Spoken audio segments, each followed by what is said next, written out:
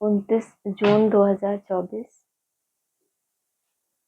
मीठे बच्चे, शरीर सहित जो कुछ भी देखने में आता है यह सब विनाश होना है। तुम आत्माओं को अब घर लौटना है, इसलिए पुरानी दुनिया को भूल जाओ। प्रश्न है, तुम बच्चे किन शब्दों में सभी को बाप का मैसेज सुना सकते हो? उत्तर है, सभी को सुनाओ कि बेहद का बाप बेहद का वर्षा देने आया। अब हद के वर्षे का समय पूरा हुआ, अर्थात भक्ति पूरी हुई।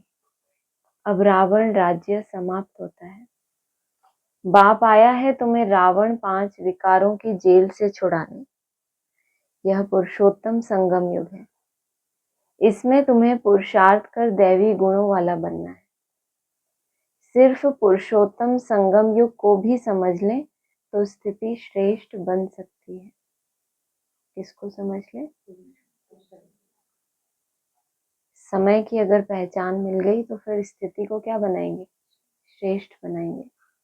ऐसा नहीं कि अपने आप बन जाएगी। उस समझ मिलने के बाद भी क्या करना पड़े? पुरुषार्थ करना पड़े तो स्थिति बने। ओम शांति। अब रूहानी बच्चे क्या कर रहे हैं? अव्यभिचारी याद में बैठे हैं। एक होती है अव्यभिचारी याद, दूसरी होती है व्यभिचारी याद। अव्यभिचारी याद अथवा अव्यभिचारी भक्ति जब पहले शुरू होती है तो सब शिव की पूजा करते हैं। ऊंचते ऊंच भगवान वही है। वह बाप भी है, फिर शिक्षक भी है। पढ़ाते हैं। क्या पढ़ाते हैं? मनुष्य से देवता बनाते हैं। देवता से मनुष्य बनने में तुम बच्चों को 84 जन्म लगे हैं और मनुष्य से देवता बनने में 1 सेकंड लगता है। यह तो बच्चे जानते हैं हम बाप की याद में बैठे हैं। वह हमारा टीचर भी है, सतगुरु भी है। योग सिखाते हैं कि एक ही याद में रहो। अंतर क्या है? टीचर भी है, सतगुरु भी है। दो दो रूप धारण करने की कोई जरूरत है? टीचर की तरह पढ़ा दिया, बस बच्चे बनते रहेंगे। फिर टीचर भी है, फिर सतगुरु भी है। क्यों? हाँ, टीचर जो पढ़ा रहा है तो उसको प्रैक्टिकली तो करेंगे ना बच्चे। क्योंकि मुरली में बोला है माँ बाप बच्चों के नाज नखरे सहन करते हैं, सतगुरु जो है उसको क्या करना है? सदगति करनी ही है। तो वो सबसे ज्यादा क्या है? कठोर पार्ट है।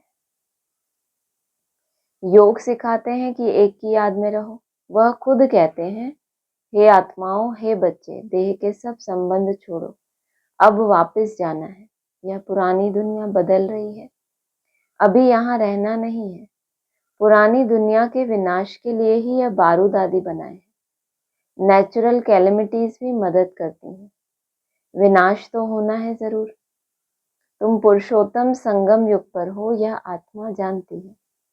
हम अभी लौट रहे हैं। इसलिए बाप कहते हैं इस पुरानी दुनिया, पुरानी देह को भी छोड़ना है। देह सहित जो भी इस दुनिया में देखने में आता है यह सब विनाश हो जाना है। शरीर भी खत्म होना है। अब हम आत्माओं को घर लौटना है। लौटने बिगर नई दुनिया में आ नहीं सकेंगे। अब तुम पुरुषोत्तम बनने का पुरुषार्थ कर रहे हो। पुरुषोत्तम है यह देवताएं। पहले सब आत्माओं को कहाँ जाना पड़े? घर लौटना पड़े। लौटने बिगर कहाँ नहीं आ सकते? नई दुनिया में आ नहीं सकेंगे। अभी तुम पुरुषोत्तम बनने का पुरुषार्थ कर रहे हो। पुरुषोत्तम है यह देवताएं। सबसे ऊंचते ऊंच है निराकार बाप। फिर मनुष्य सृष्टि में आओ तो इसमें है ऊंच देवता, वह भी मनुष्य है परंतु दैवीय गुणों वाले। फिर वही आसुरी गुणों वाले बनते हैं। अब फिर आसुरी गुणों से दैवी गुणों में जाना पड़े, सतयुग में जाना पड़े। किसको? तुम बच्चों को। वैकुंठ में भी जाना पड़े, सतयुग में भी जाना पड़े तुम बच्चों को। तुम बच्चे पढ़ रहे हो, औरों को भी पढ़ाते हो। सिर्फ बाप का ही मैसेज देना है। बेहद का बाप बेहद का वर्षा देने आए हैं। अब हद का वर्षा पूरा होता है। बाप ने समझाया है 5 विकारों रूपी रावण की जेल में सब मनुष्य हैं, सब दुख ही उठाते हैं। सूखी रोटी मिलती है। बाप आकर के सबको रावण की जेल से छुड़ाए सदा सुखी बनाते हैं। बाप के सिवाय मनुष्य को देवता कोई बना न सके। तुम यहाँ बैठे हो मनुष्य से देवता बनने के लिए। अभी है कलयुग, बहुत धर्म हो गए हैं। तुम बच्चों को रचता और रचना का परिचय खुद बाप बैठ देते हैं। तुम सिर्फ ईश्वर परमात्मा कहते थे। तुमको यह पता नहीं था कि वह बाप भी है, टीचर भी है और गुरु भी है। जैसे जैसे पाठ खुला, पहले बाप के रूप में पढ़ाया, फिर टीचर के रूप में, तब पता चला। टीचर से पढ़ाई पढ़ी, तब पता चला कि अभी गुरु का भी पाठ है। उनको कहा जाता है सतगुरु, अकाल मूर्त भी कहा जाता है। तो तुमको भी कैसा बनाएगा? ये जो मूर्ति है तुम्हारी, इसको कोई काल खा न सके, ऐसा बनाएगा। तुमको आत्मा और जीव कहा जाता है। वह अकाल मूर्त इस शरीर रूपी तख्त पर बैठे हैं, वह जन्म नहीं लेते। तो वह अकाल मूर्त बाप बच्चों को समझाते हैं, मेरा अपना रथ नहीं है, मैं तुम बच्चों को पावन कैसे बनाऊं? मुझे तो रथ चाहिए ना, अकाल मूर्त को भी तख्त तो चाहिए। अकाल तख्त मनुष्य का होता है और कोई का नहीं होता। तुम हर एक को तख्त चाहिए। अकाल मूर्त आत्मा यहाँ विराजमान है, वह सभी का बाप है। उनको कहा जाता है महाकाल। वह पुनर्जन्म में नहीं आते। तुम आत्माएं पुनर्जन्म में आती हो। मैं आता हूँ कल्प के संगम युगे। भक्ति को रात, ज्ञान को दिन कहा जाता है, यह पक्का याद करो। मुख्य है ही 2 बातें, अलफ और बे, बाप और बादशाही। बाप आकर बादशाही देते हैं और बादशाही के लिए पढ़ाते हैं, इसीलिए इसको पाठशाला भी कहा जाता है। भगवानुवाच, भगवान तो है निराकार, उनका भी पाठ होना चाहिए। वह है ऊंचते ऊंच भगवान, उनको सभी याद करते हैं। तो टाइटल कैसे मिलेगा ऊंचते ऊंच भगवान? जब कोई ऐसा कर्तव्य करके दिखाए। बाप कहते हैं ऐसा कोई मनुष्य नहीं होगा जो भक्ति मार्ग में याद ना करता हो। दिल से ही सब पुकारते हैं, हे भगवान, हे लिबरेटर, ओ गॉड फादर, क्योंकि वह है सभी आत्माओं का फादर, जरूर बेहद का ही सुख देंगे। हद का बाप हद का सुख देते हैं, कोई को पता नहीं। अब बाप आए हैं, कहते हैं बच्चों, और संग तोड़ मुझे एक बाप को याद करो। यह भी बाप ने बताया है कि तुम देवी देवता नई दुनिया में रहते हो, वहां तो अपार सुख है। उन सुखों का अंत नहीं पाया जाता है। नए मकान में सदैव सुख होता है, पुराने में दुख होता है। तब तो बाप बच्चों के लिए नया मकान बनाते हैं। बच्चों का बुद्धि योग नए मकान में चला जाता है। यहाँ क्या करते हैं बाबा? नई ब्राह्मणों की सृष्टि की रचना करते हैं। कहते हैं ना, ब्रह्मा ने कितनी बार सृष्टि रची? 3 बार रची, फिर 3 बार बिगाड़ दी, क्योंकि उसमें क्या हुआ था, कुछ ना कुछ पसंद नहीं आई उनको, कि जैसी वो चाहते थे वैसा बच्चों ने दाढ़ी की लाज नहीं रखी। कहते हैं ना बच्चे, बाप की दाढ़ी की लाज रखना, तो वो नहीं रखा, तो फिर वो सृष्टि को क्या किया? तो बाप बच्चों के लिए नया मकान बनवाते हैं, बच्चों का बुद्धि योग नए मकान में चला जाता है। यह तो हुई हद की बात। अभी तो बेहद का बाप नई दुनिया बना रहे हैं। पुरानी दुनिया में जो कुछ देखते हो वह कब्रिस्तान होना है। अभी परिस्तान स्थापन हो रहा है। क्या अंतर है? कब्रिस्तान में क्या होता है? मुर्दे, और परिस्तान में परी। कहाँ परी? उड़ने वाली। कहाँ मुर्दे? एकदम धरती के अंदर गड़े हुए। कितना डिफरेंस है। बोल रहे हैं और वो एकदम धरती पे भी नहीं है, चलो खड़े रहो इंसानों की तरह, अंदर चले गए, देह भान की मिट्टी में एकदम धस गए। क्योंकि देह को ही प्रेफरेंस दिया। ब्राह्मण बनने के बाद कभी आत्मा को प्रेफरेंस दिया ही नहीं। अभी परिस्थान स्थापन हो रहा है, तुम संगम युग पर हो। कलयुग की तरफ भी देख सकते हो, सतयुग की तरफ भी देख सकते हो। संगम पर हो तो ये है तुम्हारे पास, दोनों ऑप्शन है, तो दोनों दुनियाएं दिख रही होंगी ना। सतयुग की तरफ भी देख सकते हो, तुम संगम युग पर साक्षी हो, देखते हो प्रदर्शनी में अथवा म्यूजियम में आते हैं, तो वहां भी तुम संगम पर खड़ा कर दो। इस तरफ है कलयुग, उस तरफ है सतयुग, हम बीच में हैं। बाप नई दुनिया स्थापन करते हैं जहां पर बहुत थोड़े मनुष्य होते हैं और कोई भी धर्म वाला नहीं आता, सिर्फ तुम ही पहले पहले आते हो। अभी तुम स्वर्ग में जाने का पुरुषार्थ कर रहे हो। क्यों पुरुषार्थ, क्यों स्वर्ग में जाने के लिए? स्वर्ग में जाने के लिए क्या कंडीशन है? बिना मरे स्वर्ग नहीं मिलता। जब मरते हैं तो फिर कोई इंद्रियों का सुख लेने की लालसा होती है। तो स्वर्ग में जाने के लिए अभी क्या कर रहे हो? पुरुषार्थ। पावन बनने के लिए ही मुझे पुकारा है, हे बाबा हमको पावन बनाकर पावन दुनिया में ले चलो। ऐसे नहीं कहते कि शांति धाम में ले चलो। परम धाम को कहा जाता है स्वीट होम। अभी हमको घर जाना है, जिसको मुक्ति धाम कहा जाता है,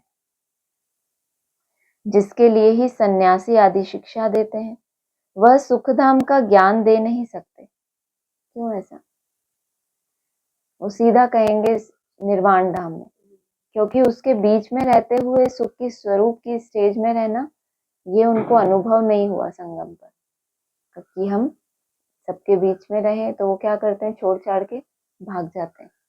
स्थूल त्याग करना उनके लिए बहुत सहज, लेकिन मन बुद्धि से स्मृति से ही गायब हो जाए सब कुछ, वो अनुभूति नहीं है। तो क्या करते हैं फिर? हद में भाग जाते हैं।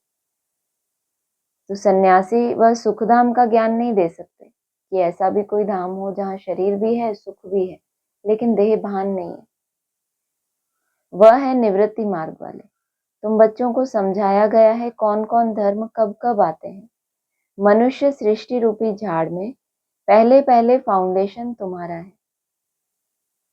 बीज को कहा जाता है वृक्षपति। बाप कहते हैं मैं वृक्षपति ऊपर में निवास करता हूँ। जब झाड़ एकदम जड़ जड़ीभूत हो जाता है तब मैं आता हूँ देवता धर्म स्थापन करने।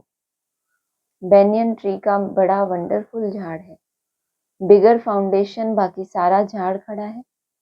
इस बेहद के झाड़ में भी आदि सनातन देवी देवता धर्म है नहीं, बाकी सब धर्म खड़े हैं।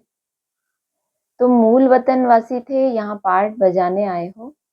तुम बच्चे ऑल राउंड पार्ट बजाने वाले हो, इसलिए 84 जन्म है मैक्सिमम और फिर मिनिमम है 1 जन्म।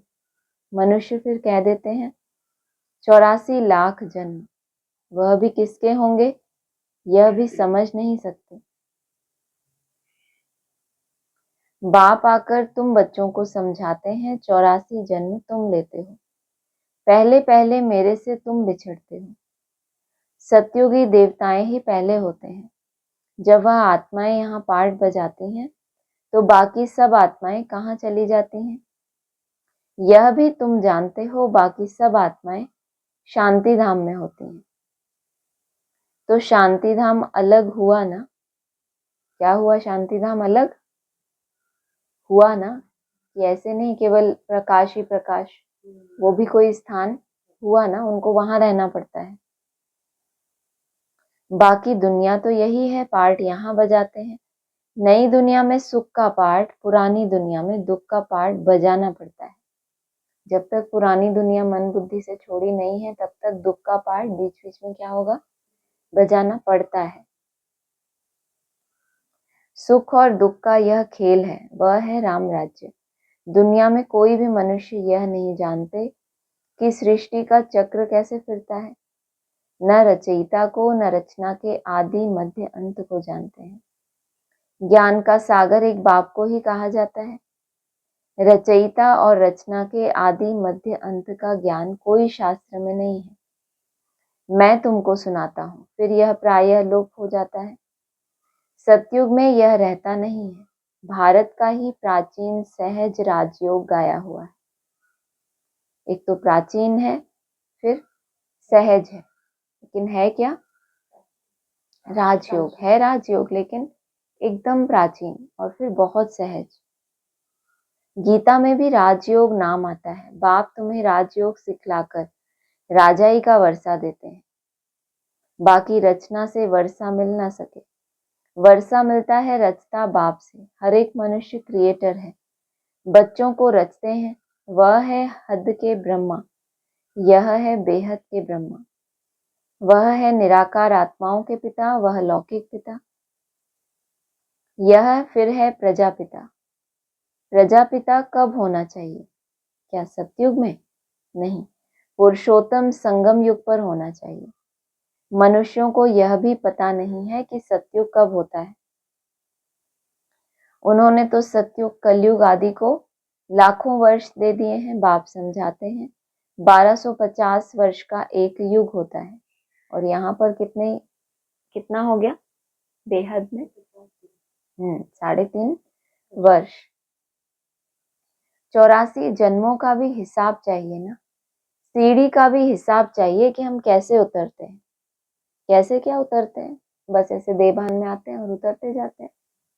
यहाँ संगम पर भी बाप का परिचय मिलने के बाद हम सीढ़ी कैसे नीचे उतरते हैं उसकी भी समझ चाहिए। बोला ना, जो भी हम सजाएं खाएंगे, कौन से जीवन के पाप हैं? ब्राह्मण जीवन के ही पाप। पहले पहले फाउंडेशन में है देवी देवता, उनके बाद फिर आते हैं इस्लामी बौद्ध। बाप ने झाड़ का भी राज बताया है। बाप के सिवाय तो कोई सिखला न सके। तुमको कहेंगे यह चित्र आदि किसने बनाए, किसने सिखाया? बोलो बाबा ने हमें ध्यान में दिखाया, फिर हम यहाँ बनाते हैं। फिर उनको बाप ही रथ में आकर करेक्ट करते हैं कि ऐसे ऐसे बनाओ। खुद ही करेक्ट करते हैं। श्री कृष्ण को श्याम सुंदर कहते हैं, परंतु मनुष्य तो समझ नहीं सकते कि क्यों कहा जाता है। यह वैकुंठ का मालिक था तो गोरा था, फिर गावड़े का छोरा सांवरा बना, इसलिए उनको ही श्याम सुंदर कहते हैं। यही पहले आते हैं।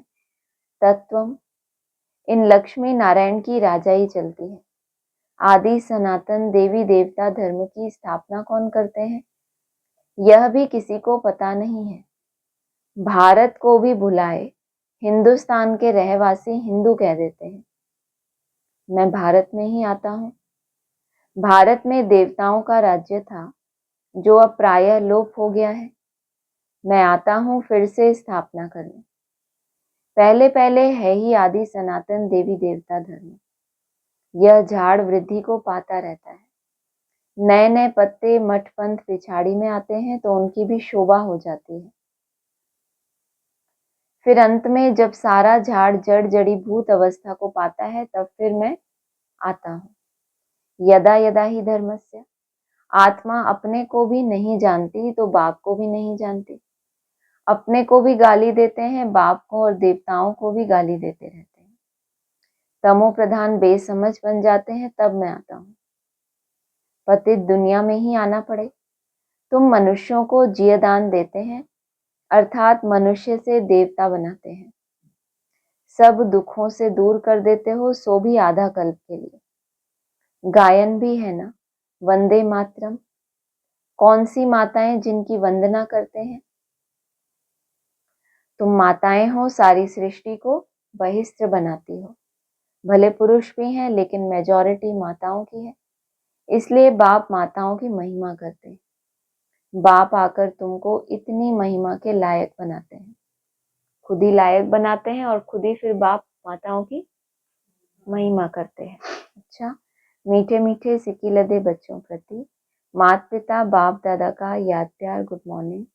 रूहानी बाप की रूहानी बच्चों को नमस्ते। रूहानी बच्चों की रूहानी बाप दादा को नमस्ते। सार है, अपार सुखों की दुनिया में चलने के लिए संगम पर खड़ा होना है। कलयुग में चले गए, दूसरी बात, संगम पर भी लड़खड़ाते रहे तो भी कोई मतलब नहीं। कहाँ क्या करना है? संगम पर खड़े रहना है। जब तक अपार सुखों की दुनिया में ट्रांसफर नहीं हो जाते तब तक खड़े रहना है, वो भी अपने पैरों पर, कोई सहारा लेके नहीं। साक्षी हो सब कुछ देखते हुए बुद्धि योग नई दुनिया में लगाना है। बुद्धि में रहे अभी हम वापस घर लौट रहे हैं। सभी को जियदान देना है, मनुष्य से देवता बनाने की सेवा करनी है। बेहद के बाप से पढ़कर दूसरों को पढ़ाना है। दैवीय गुण धारण करने और कराने। वरदान है सदा श्रेष्ठ समय प्रमाण, श्रेष्ठ कर्म करते, वाह वाह के गीत गाने वाले, भाग्यवान आत्मा भव। सदा श्रेष्ठ समय प्रमाण, श्रेष्ठ कर्म करते, वाह वाह के गीत गाने वाले, भाग्यवान आत्मा भव। इस श्रेष्ठ समय पर सदा श्रेष्ठ कर्म करते, वाह वाह के गीत मन से गाते रहो। वाह मेरा श्रेष्ठ कर्म या वाह श्रेष्ठ कर्म सिखलाने वाले बाबा, तो सदा वाह वाह के गीत गाओ। कभी गलती से भी दुख का नजारा देखते भी हाय शब्द नहीं निकलना चाहिए। वाह ड्रामा वाह और वाह बाबा वाह। जो स्वप्न में भी नहीं था वह भाग्य घर बैठे मिल गया। इसी भाग्य के नशे में रहो। जो अभी तक मिला है उसके नशे में रहेंगे तो आगे जो करना है उसके लिए भी उमंग उत्साह कायम रहेगा। स्लोगन है मन बुद्धि को शक्तिशाली बना दो तो कोई भी हलचल में अचल अडोल रहेंगे। कौन सी हलचल जो मन बुद्धि को हिलाती है? क्या क्या हलचल होती है? बस सबसे पहले तो है बाहरी, जिनसे आपका या तो अटैचमेंट है वो प्रभावित होते हैं तो आप प्रभावित हुए। ये देह जो बाहरी दिख रहा है पहले तो वो मन बुद्धि के संकल्प, तो चलो हमें आदत पड़ गई है, दिन रात ही तो चलते हैं। ये परिस्थितियां बाहर वाली तो कभी आती है ना। तो मन बुद्धि को इतना शक्तिशाली बनाए कि कोई भी हलचल में अचल अडोल रहे। ओम शांति।